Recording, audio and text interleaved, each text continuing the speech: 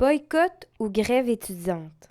Jamais au Québec, la légitimité des votes pris en Assemblée générale n'a été aussi malmenée. La coalition large de l'Association pour une solidarité syndicale étudiante, la classe, a dû opposer sa culture basée sur la démocratie directe aux mythes véhiculés à son sujet.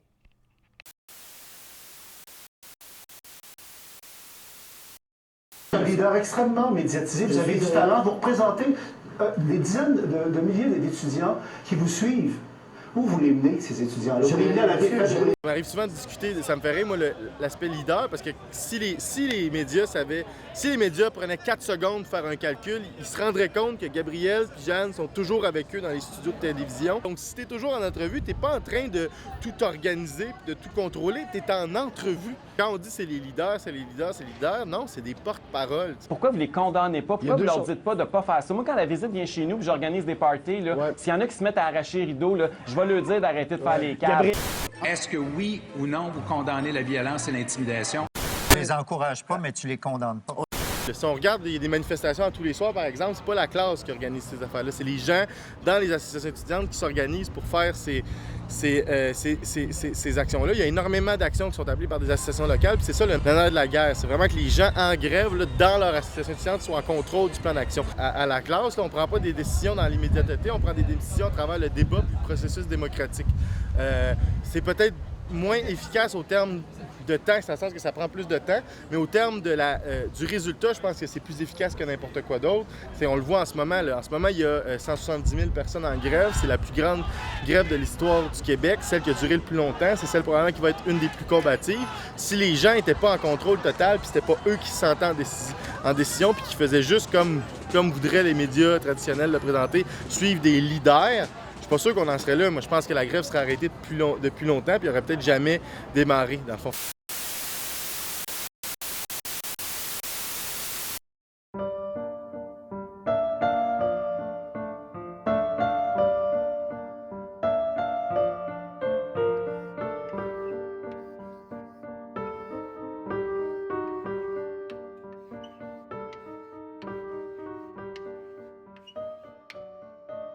L'objectif des procédures, en fait, c'est de faire en sorte que les débats se déroulent toujours de la même façon. Donc ça ici, c'est l'instance décisionnelle des associations étudiantes membres. Puis ça, c'est l'instance décisionnelle, dans le fond, de la classe en tant que telle. De la manière dont ça fonctionne, c'est que dans les assemblées générales, les individus formulent des propositions, les soumettent à leur assemblée générale. Si ces propositions-là, dans le fond, ces propositions-là doivent être débattues dans l'Assemblée, peuvent être amendées, modifiées par les autres membres de l'Assemblée.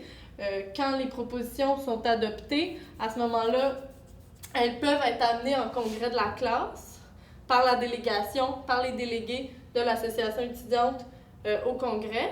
Puis, cette proposition-là sera maintenant débattue, si elle est amenée en congrès, entre les différentes délégations des différentes associations membres de la classe.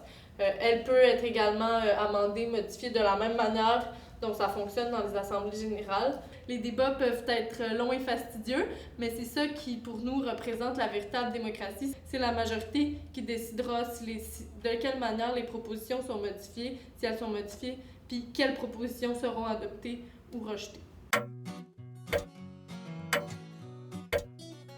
Il y a des manques de concentration, puis ça continue à avoir des évanouissements. C'est une délégation qui s'oppose à manger pour une demi-heure.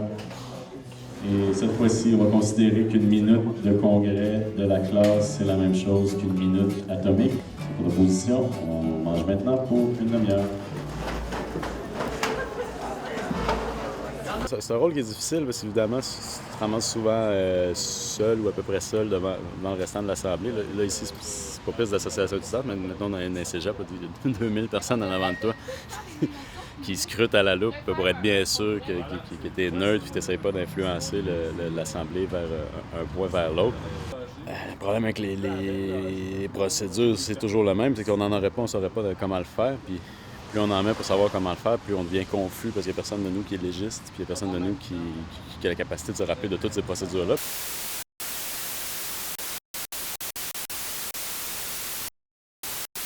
La proposition est très très claire. Elle vous propose une trêve de 48 heures sur tout mouvement de perturbation. Êtes-vous d'accord? Bien, écoutez, ce que je peux vous dire, c'est que la classe n'avait pas prévu d'action de ce type-là aujourd'hui et elle n'en avait pas prévu non plus demain. Vous ne voulez même pas vous engager à dire oui, j'accepte cette proposition. Je ne l'accepte pas et je ne la refuse pas. Est-ce qu'on peut arrêter de jouer sur les mots, M. Nadeau-Dubois? Et si la ministre n'était pas plus claire que vous, je lui poserais la même sacrée question. Mais je vais vous poser la question le plus clairement possible. Acceptez-vous la trêve? Je n'ai pas de pouvoir de décision, M. Laclaire. Essayer d'expliquer en quoi, personnellement, ce que je dis, c'est pas ce que je pense, mais ce que le monde m'a demandé de dire, ça semble sortir complètement de leur champ des possibles.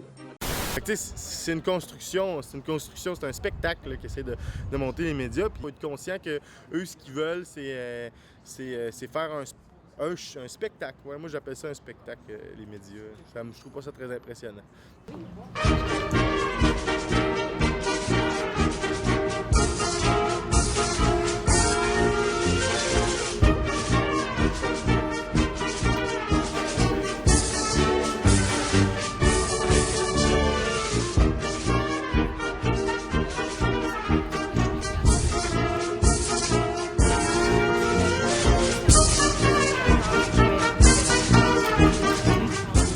Ce qu'on demande, c'est de retourner en classe.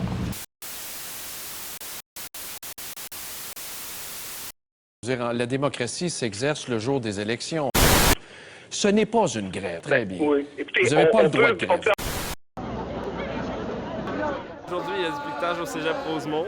La police vient d'arriver, en fait, et là, suite à une pluie d'injonctions qu'il y a eu la semaine passée, maintenant, l'administration veut forcer un retour en classe, malgré les votes de grève qui sont encore très majoritairement pour la grève.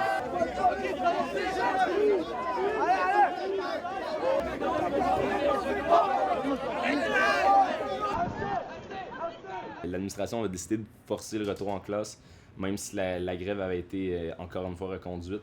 Donc, tu sais, c'est quelque chose que de totalement absurde, encore une fois. Tu sais, ça montre vraiment que les associations étudiantes sont pas prises au sérieux, puis c'était pour ça qu'on était là. Tu sais, pour un peu tu sais, qu'ils se rendent compte qu'on existe, puis que quand on dit quelque chose, on le dit pas dans le vide. C'est toujours aussi malaisant, tu sais, de voir que l'administration est prête, tu sais, à envoyer la police dans une gang de jeunes comme ça, quand elles savent pertinemment que ça va mal virer. T'as une décision de grève qui a été prise démocratiquement, puis là, tout d'un coup, t'as une poignée de tweets, tu sais, qui décident de faire comme si de rien n'était, puis de contourner les procédures que tout le monde a suivies, dans le fond. C'est un processus lent, mais tu sais, la démocratie, c'est lent là, par ses fondements même. Tu sais, à partir du moment où tu essaies de concilier tout le monde, puis tu essaies d'aller chercher tout le monde, mais c'est évident que c'est lent. Mais je pense que dans le système actuel, c'est un peu le système de fonctionnement de la classe, ça montre un peu que la démocratie directe peut être appliquée à des échelles quand même assez grosses. Là.